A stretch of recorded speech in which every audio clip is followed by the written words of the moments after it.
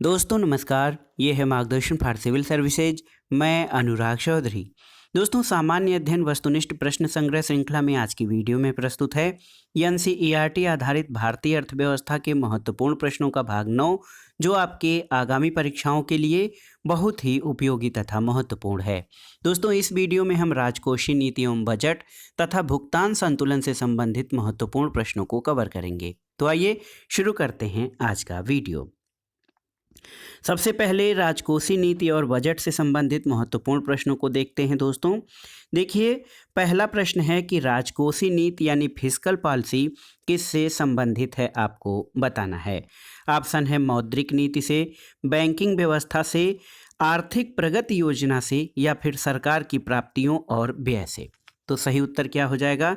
सही उत्तर आपका हो जाएगा ऑप्शन डी, सरकार की प्राप्तियों और व्यय से राजकोषीय नीति यानी फिस्कल पॉलिसी का संबंध है। दोस्तों, राजकोषीय नीति सरकार यानी केंद्र और राज्य दोनों की आय और व्यय संबंधी रणनीतियों को कहते हैं और इसके माध्यम से सरकार अपने राजकोष का प्रबंध करती है ताकि आर्थिक व्यवस्था एवं सरकार की सामान्य कार्यप्रणाली को सुचारू रूप से चलाया जा सके। अगला प्रश्न है दोस्तों, देखिए, भारत का आर्थिक सर्वेक्षण या इकोनॉमिक सर्वे कौन प्रकाशित करता है? देखिए, ऑप्शन है आपके सांख्यिकी विभाग, सीएसओ, वित्त मंत्रालय या आर्थिक मामलों का विभाग। तो सही उत्तर ऑप्शन सी, वित्त मंत्रालय दोस्तों भारत का आर्थिक सर्वेक्षण प्रकाशित करता है। देखिए, आर्थिक सर्वेक्षण का प्रकाशन वित्त मंत्रालय के द्वारा किया जाता है और यह वित्त मंत्रालय के मुख्य आर्थिक सलाहकार के दिशा निर्देशन में तैयार किया जाता है। और आर्थिक सर्वेक्षण वह दस्तावेज है जो विगत वर्ष में आर्थिक विकास के क्षेत्र में प्राप्त उपलब्धियों और भविष्य की योजनाओं और रणनीति का प्रारूप तैयार करता है। अगला प्रश्न है दोस्तों, बजट एक लेखपत्र है किसका? तो सही उत्तर है ऑप्शन सी, सरकार की राजकोषीय नीति का एक लेखपत्र होता है बजट। और बजट सरकार की राजकोषीय नीति से संबंधित होता है। बजट प्रत्येक वित्तीय वर्ष यानी 1 अप्रैल से 31 मार्च के लिए सरकार की प्राप्तियों और व्ययों का विवरण होता है। और दोस्तों, बजट जिसको संविधान में वार्षिक वित्तीय विवरण कहा गया है, संविधान के अनुच्छेद 112 से संबंधित है। अगला प्रश्न है, केंद्र और राज्यों के मध्य वित्त का बंटवारा किया जाता है किसके आधार पर? तो आप जानते हैं दोस्तों, केंद्र और राज्यों के मध्य वित्त का बंटवारा वित्त आयोग की अनुशंसा पर या वित्त आयोग की सिफारिशों पर किया जाता है। और आप जानते हैं, प्रत्येक 5वें वर्ष पर राष्ट्रपति के आदेश द्वारा वित्त आयोग का गठन किया जाता है और संविधान के अनुच्छेद 280 दोस्तों आर्टिकल 280 में वित्त आयोग के गठन का प्रावधान किया गया है। अगला प्रश्न है, निम्नलिखित कथनों पर विचार कीजिए। पहला कथन है कि राजस्व प्राप्तियां सरकार की परिसंपत्ति देयता की स्थिति को प्रभावित करती हैं। देखिए, और दूसरा है कि पूंजीगत प्राप्तियों का उच्च स्तर अर्थव्यवस्था की कमजोर वित्तीय स्थिति को प्रकट करता है। तो उपर्युक्त कथनों में से कौन सा कथन सही है? तो सही उत्तर आपका हो जाएगा ऑप्शन सी। ऑप्शन जो कथन 1 और 2 दोनों सही हैं। दोस्तों, राजस्व प्राप्तियां क्या होती हैं? तो ये प्राप्तियां सरकार की परिसंपत्ति देयता की स्थिति को प्रभावित नहीं करती हैं और ये भावी पीढ़ी के लिए कोई भार उत्पन्न नहीं करती हैं। और पूंजीगत प्राप्तियां जो होती हैं, इसमें देखिए कहा गया है कि ये सरकार की परिसंपत्ति देयता की स्थिति को प्रभावित करती हैं। तो इस प्रकार से आप देख सकते हैं कि कथन केवल 2 यहाँ पर देखिए, ऑप्शन सी नहीं दोस्तों, ये केवल कथन 2 आपका सही हो जाएगा। केवल ऑप्शन बी आपका सही उत्तर हो जाएगा, क्योंकि राजस्व प्राप्तियां सरकार की परिसंपत्ति देयता की स्थिति को प्रभावित नहीं करती हैं, जबकि पूंजीगत प्राप्तियों का उच्च स्तर अर्थव्यवस्था की कमजोर वित्तीय स्थिति को प्रकट करता है। तो एक बार फिर से कंफर्म कर देते हैं, दोनों कथनों में केवल कथन 2 सही है और ऑप्शन बी आपका सही उत्तर हो जाएगा। अगला प्रश्न है दोस्तों, भारत में निम्न में से कौन राजकोषीय नीति का निर्धारण करता है? आपको बताना है। नीति आयोग, वित्त आयोग, वित्त मंत्रालय या भारतीय रिजर्व बैंक? तो सही उत्तर है ऑप्शन सी, वित्त मंत्रालय। दोस्तों, भारत सरकार द्वारा राजस्व संग्रह यानी आय और सार्वजनिक व्यय के उचित नियमन के माध्यम से अर्थव्यवस्था को वांछित स्वरूप प्रदान करने की जो राजकोषीय नीति है उसको देखिए दोस्तों राजकोषीय नीति कहा जाता है। और भारत में राजकोषीय नीति का निर्धारण केंद्र सरकार के वित्त मंत्रालय यानी मिनिस्ट्री ऑफ फाइनेंस द्वारा किया जाता है। अगला प्रश्न है, निम्नलिखित प्रस्ताव में से किसका संबंध संघीय बजट से है? ऑप्शन है निंदा प्रस्ताव, ध्यानाकर्षण प्रस्ताव, कटौती प्रस्ताव या स्थगन प्रस्ताव। तो सही उत्तर है ऑप्शन सी, कटौती प्रस्ताव यानी कट मोशन। दोस्तों, कटौती प्रस्ताव यानी कट मोशन का संबंध संघीय बजट से है और जिस प्रस्ताव के द्वारा सरकार या उसके किसी विभाग द्वारा धन के लिए प्रस्तावित मांग में विपक्ष द्वारा कमी का प्रस्ताव लाया जाता है। इसके अलावा ध्यानाकर्षण और स्थगन प्रस्ताव किसी व्यापक लोक महत्व के विषय पर चर्चा के लिए लाए जाते हैं। अगला प्रश्न है दोस्तों, भारत में घाटे की वित्त व्यवस्था किस उद्देश्य से उपयोग की जाती है? आपको बताना है। ऑप्शन है आर्थिक विकास के प्रोत्साहन के लिए, सार्वजनिक ऋण को चुकाने के लिए, भुगतान शेष का समायोजन करने के लिए या विदेशी ऋण को कम करने के लिए। तो सही उत्तर है ऑप्शन ए, आपका सही उत्तर हो जाएगा। भारत जैसे देश में घाटे की वित्त व्यवस्था का प्रमुख उद्देश्य आर्थिक विकास को प्रोत्साहन देना होता है और घाटे की वित्त व्यवस्था के द्वारा भारत सरकार के लोक व्यय को बढ़ावा देती है, जिससे कि आर्थिक गतिविधियों को जो है बल मिलता है। अगला प्रश्न है दोस्तों, भारत सरकार की राजकोषीय नीति का निम्न में से कौन सा उद्देश्य नहीं है? ऑप्शन है आपका पूर्ण रोजगार, मूल्य स्थिरता, अंतर्राज्यीय व्यापार का नियमन या धन और आय का न्यायोचित वितरण। तो सही उत्तर है उद्देश्य जो है भारत की राजकोषीय नीति का जो है अंतर्राज्यीय व्यापार का नियमन। देखिए ऑप्शन सी आपका सही उत्तर हो जाएगा। भारत सरकार की राजकोषीय नीति का उद्देश्य नहीं है कि अंतर्राज्यीय व्यापार का नियमन किया जाए, क्योंकि राष्ट्रीय आय, उत्पादन और रोजगार के संबंध में वांछित प्रभावों की प्राप्ति के लिए आय और व्यय की सरकार द्वारा प्रयुक्त कार्य योजना राजकोषीय नीति कहलाती है। और राजकोषीय नीति में पूर्ण रोजगार, मूल्य स्थिरता, धन और आय का न्यायोचित वितरण शामिल है। इसमें अंतर्राज्यीय व्यापार का नियमन शामिल नहीं है। अगला प्रश्न है, देखिए निम्नलिखित में से कौन सा एक राजकोषीय नीति का भाग है? ऑप्शन है उत्पादन नीति, करारोपण, विदेश नीति या फिर ब्याज दर नीति। तो सही उत्तर है करारोपण यानी टैक्सेशन। दोस्तों, करारोपण सार्वजनिक व्यय और सार्वजनिक ऋण सरकार द्वारा जनता से लिया जाता है और राजकोषीय नीति के 3 महत्वपूर्ण भाग हैं: सार्वजनिक व्यय, करारोपण और सार्वजनिक ऋण तथा हीनार्थ प्रबंधन। तो देखिए इनमें से उत्पादन नीति, करारोपण, विदेश नीति और ब्याज दर नीति में से करारोपण जो है ये राजकोषीय नीति का प्रमुख भाग है। अगला प्रश्न है दोस्तों, संघीय बजट में राजकोषीय घाटे का अर्थ क्या होता है? तो सही उत्तर हो जाएगा ऑप्शन ए, संघीय बजट में राजकोषीय घाटे का अर्थ होता है बजट घाटा और आंतरिक तथा बाह्य ऋणों के निबल वृद्धि का योग। इसको राजकोषीय घाटा की संज्ञा दी जाती है। दोस्तों, इसके बारे में थोड़ा जान लेते हैं। संघीय बजट में राजकोषीय घाटे का अर्थ क्या होता है? तो ये कुल व्यय यानी राजस्व और पूंजीगत व्यय जो होता है दोस्तों, यहाँ पर आप समझ सकते हैं। देखिए राजस्व और पूंजीगत व्यय जो हैं कुल प्राप्तियां राजस्व और पूंजीगत प्राप्तियों पर आधिक्य से होता है और इसको 1 अप्रैल 1997 को सुखमय चक्रवर्ती समिति की अनुशंसाओं पर लागू किया गया था। अगला प्रश्न है दोस्तों, राजस्व घाटे की अपेक्षा राजकोषीय घाटा सदैव होता है, अधिक, कम, समान या उपरोक्त सभी? तो सही उत्तर है राजस्व घाटे की अपेक्षा राजकोषीय घाटा सदैव अधिक होता है। देखिए ऑप्शन ए आपका सही उत्तर हो जाएगा। दोस्तों, बजट घाटा किसको कहते हैं? तो कुल खर्चों का कुल प्राप्तियों पर आधिक्य जो है इसको बजट का घाटा कहते हैं, जबकि कुल प्राप्तियों में पूंजीगत प्राप्तियों के अंतर्गत बाजार से उधार और अन्य देयताएं भी शामिल होती हैं।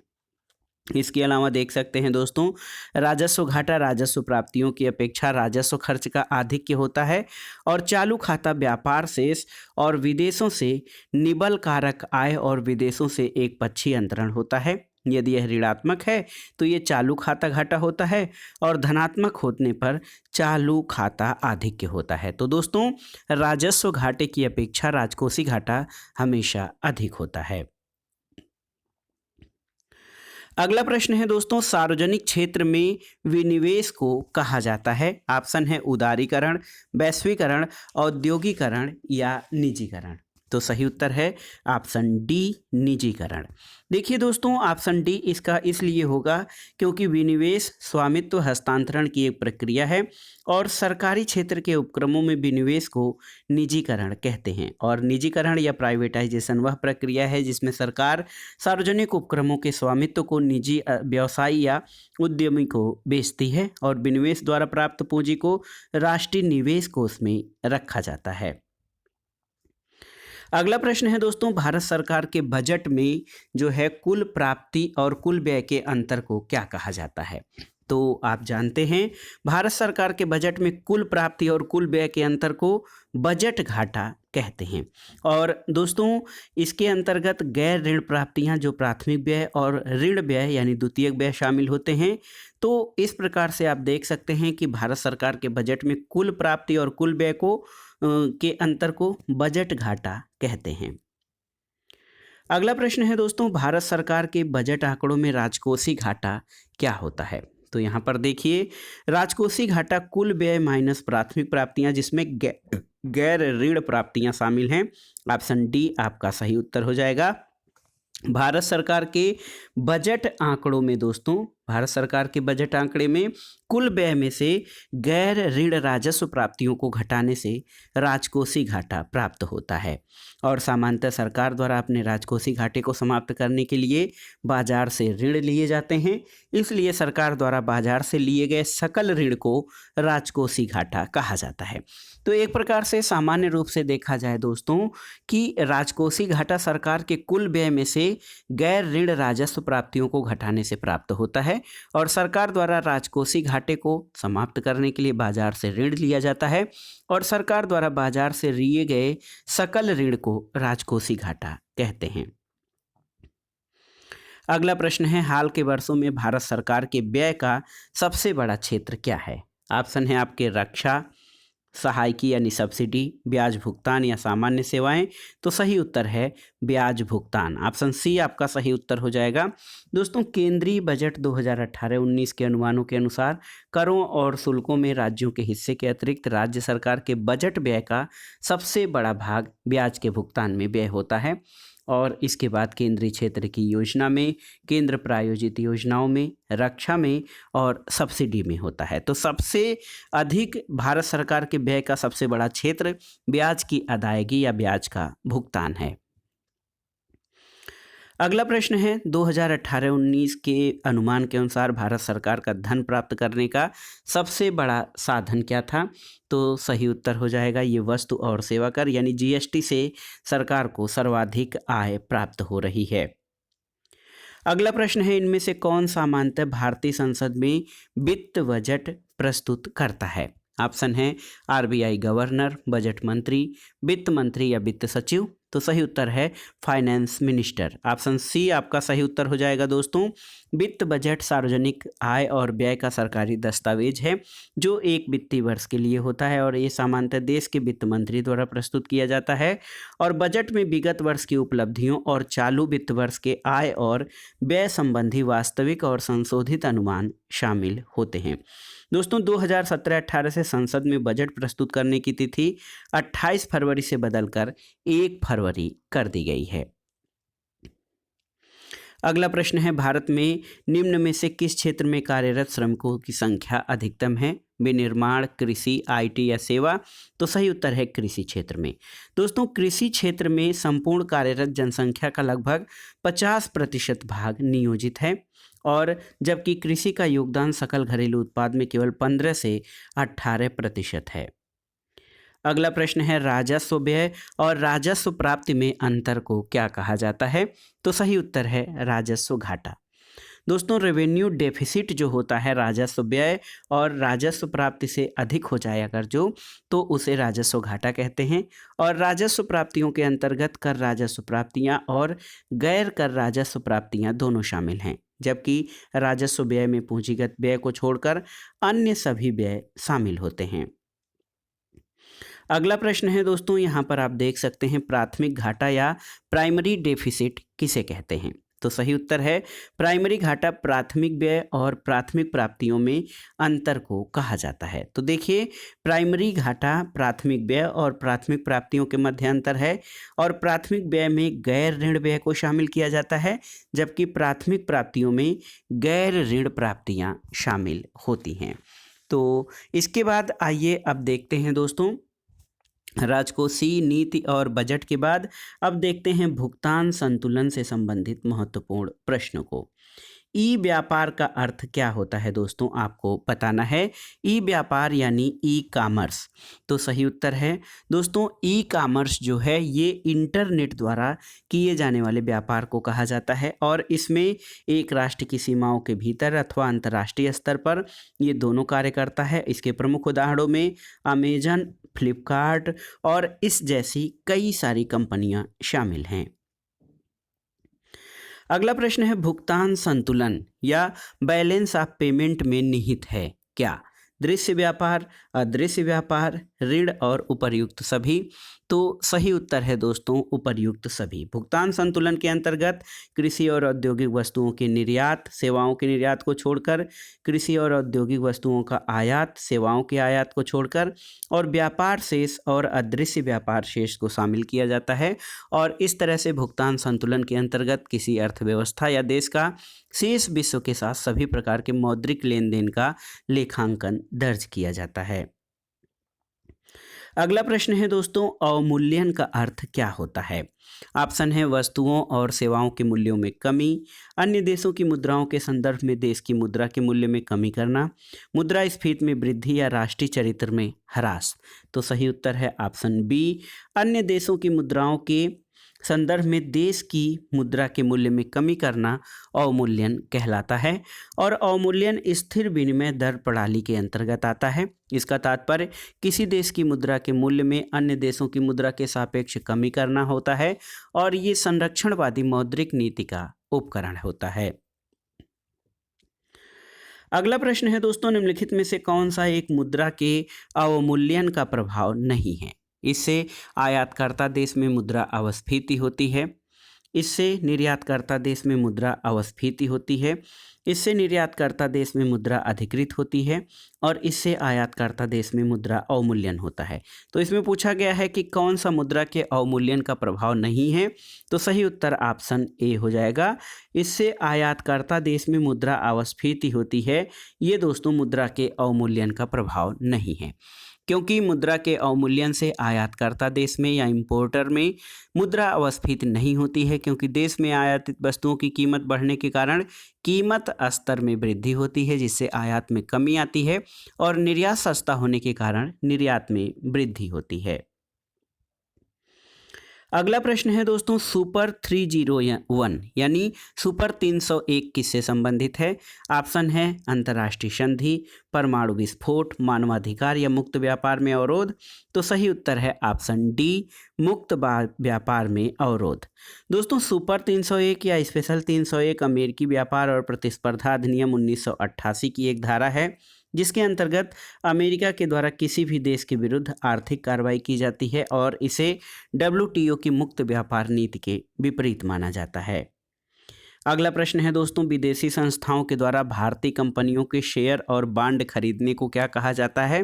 तो सही उत्तर है पोर्टफोलियो निवेश। दोस्तों यदि विदेशी संस्थाओं द्वारा भारतीय कंपनियों के शेयर और बांड खरीदा जाता है तो इसको पोर्टफोलियो निवेश कहते हैं, और इसके अंतर्गत निवेशकर्ता को कंपनी के निदेशक मंडल में शामिल नहीं किया जाता है, क्योंकि इसमें निवेशक की भागीदारी कंपनी के संपूर्ण शेयर के 10% से भी कम होती है। अगला प्रश्न है देखिए निजी निवेश को कहा जाता है क्या? स्वायत्तपूर्ण निवेश, विदेशी संस्थागत निवेश, विदेशी प्रत्यक्ष निवेश या प्रेरित निवेश। तो सही उत्तर है निजी निवेश को प्रेरित निवेश कहा जाता है, क्योंकि प्रेरित निवेश आय और अर्थव्यवस्था की समृद्धि से प्रभावित होता है, और किसी अर्थव्यवस्था में निजी निवेश का अर्थ उन पूंजीगत संपत्तियों से निवेश से है जो उत्पादन में सहायता करती हैं, और यह पूर्णतः आय और अर्थव्यवस्था की समृद्धि पर निर्भर होता है। अगला प्रश्न है दोस्तों, किसी देश का अन्य देशों के साथ मौद्रिक विनिमय के वार्षिक विवरण को क्या कहा जाता है? ऑप्शन है व्यापार संतुलन, मौद्रिक प्राप्ति संतुलन, भुगतान संतुलन या बैलेंस शीट। तो सही उत्तर है ऑप्शन सी, किसी देश के अन्य देशों के साथ मौद्रिक विनिमय का वार्षिक विवरण भुगतान संतुलन कहलाता है। और भुगतान संतुलन किसी देश के अंतर्राष्ट्रीय आर्थिक संव्यवहार का विवरण होता है। अगला प्रश्न है दोस्तों, भारत का भुगतान संतुलन ठीक किया जा सकता है किस तरह से? घरेलू मुद्रा के अवमूल्यन द्वारा, निर्यात को बढ़ाकर, आयात प्रतिस्थापन के द्वारा या उपर्युक्त सभी। तो सही उत्तर है ऑप्शन डी, उपर्युक्त सभी विधियों द्वारा भुगतान संतुलन को ठीक किया जा सकता है, क्योंकि घरेलू मुद्रा के अवमूल्यन से अंतर्राष्ट्रीय व्यापार में लाभ होता है। इस प्रकार आयात को निर्यात से प्रतिस्थापित करके और निर्यात बढ़ाकर भुगतान संतुलन को ठीक किया जा सकता है। और इसके लिए जो अन्य विधियां हैं, निर्यात बढ़ाकर, आयात पर प्रतिबंध लगाकर, आयात प्रतिस्थापन या विदेशी मुद्रा विनिमय पर कोटा लगाकर बैलेंस ऑफ पेमेंट को दूर किया जा सकता है या बैलेंस ऑफ पेमेंट को ठीक किया जा सकता है। जो डिसबैलेंस हो जाता है उसको समाप्त किया जा सकता है। अगला प्रश्न है दोस्तों, मुद्रा के अवमूल्यन का परिणाम क्या होता है? ऑप्शन देखिए, निर्यात में वृद्धि और भुगतान संतुलन में सुधार, निर्यात में वृद्धि और विदेशी मुद्रा भंडार में कमी, आयात में वृद्धि और भुगतान संतुलन में सुधार, आयात निर्यात में वृद्धि। तो सही उत्तर है मुद्रा के अवमूल्यन से दोस्तों निर्यात में वृद्धि और भुगतान संतुलन में जो है सुधार होता है, क्योंकि मुद्रा के अवमूल्यन से किसी देश की घरेलू मुद्रा का मूल्य कम होता है और इससे आयात की लागत बढ़ जाती है और निर्यात को प्रोत्साहन मिलता है। अगला प्रश्न है, सरकार निम्नलिखित में से किसे बढ़ावा देने के लिए मुद्रा का अवमूल्यन करती है? ऑप्शन है राष्ट्रीय आय, अंतर्राष्ट्रीय साख, निर्यात और बचत। तो सही उत्तर है ऑप्शन सी, निर्यात। दोस्तों देखिए, सरकार निर्यात को बढ़ावा देने के लिए मुद्रा का अवमूल्यन करती है। इससे क्या होता है कि स्थिर विनिमय दर व्यवस्था में केंद्रीय बैंक अपने देश की मुद्रा का अवमूल्यन करता है, जिससे देश के निर्यात को प्रोत्साहन मिलता है और इससे देश के व्यापार घाटे को कम करने और भुगतान संतुलन को स्थिर बनाए रखने में सहायता मिलती है। अगला प्रश्न है दोस्तों, भारत में कब से रुपया चालू खाते पर पूर्ण रूप से परिवर्तनीय हो गया था? ऑप्शन है 2000, 2001, 1994 या 1999। तो सही उत्तर है ऑप्शन सी, 1994 से। दोस्तों 1994 से रुपए को चालू खाते पर पूर्ण परिवर्तनीय बना दिया गया और इसका अर्थ है वस्तुओं और सेवाओं के आयात निर्यात पर घरेलू मुद्रा की बाजार नियंत्रित परिवर्तनीयता पर कोई प्रतिबंध न होना। दोस्तों पूंजी खाते में पूर्ण परिवर्तनीयता के लिए एक कमेटी बनाई गई थी जिसको तारापोर समिति कहा जाता है। अगला प्रश्न और इस वीडियो का आखिरी प्रश्न है कि अस्थिर विनिमय दर को और क्या कहा जा सकता है? ऑप्शन है लचीली विनिमय दर, स्थिर विनिमय दर, वास्तविक विनिमय दर या नियंत्रित विनिमय दर। तो सही उत्तर है ऑप्शन ए, लचीली विनिमय दर। दोस्तों जब विनिमय दर जो होता है बाजार की शक्तियों द्वारा निर्धारित किया जाता है तब उसे अस्थिर या लचीली विनिमय दर कहते हैं, और जब विनिमय की दर को किसी देश की सरकार द्वारा नियंत्रित किया जाता है तो इसे नियंत्रित विनिमय दर कहा जाता है। तो दोस्तों ये था आज का वीडियो जिसमें आपने राजकोषीय नीति, बजट और भुगतान संतुलन से संबंधित महत्वपूर्ण प्रश्नों को सॉल्व किया जो आपके आगामी परीक्षाओं के लिए बहुत ही उपयोगी हैं। आप इन प्रश्नों को तैयार कर लीजिएगा। दोस्तों ये श्रृंखला आपको कैसी लग रही है हमें कमेंट बॉक्स में ज़रूर बताइएगा। वीडियो देखने के लिए धन्यवाद दोस्तों, नमस्कार।